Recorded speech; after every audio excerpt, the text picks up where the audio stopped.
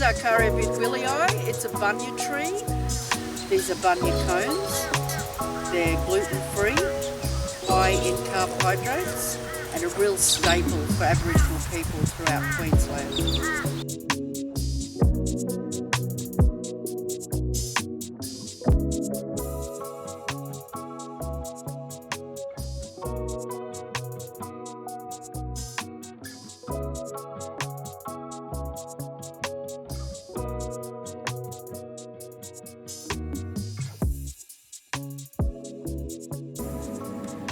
Now place your bunya nuts chopped in hot salted water for about 20 minutes.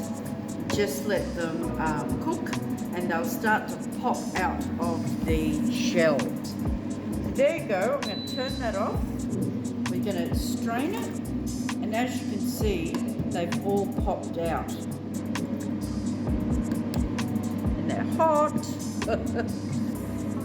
There we go.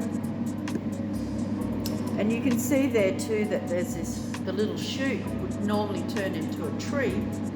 You can get rid of it or you can eat it. You'll see it's just quite soft, like a potato or a water chestnut. Put them out in the fridge and let them chill up, and then process them, and they'll start to look a little bit like couscous. We can use it blended up nice and cold or hot. It is quite creamy when you heat it, and you can also use it like a couscous and crush it up. So it's used in a number of different dishes, and it loves flavour. It'll take on all the flavour of that particular dish.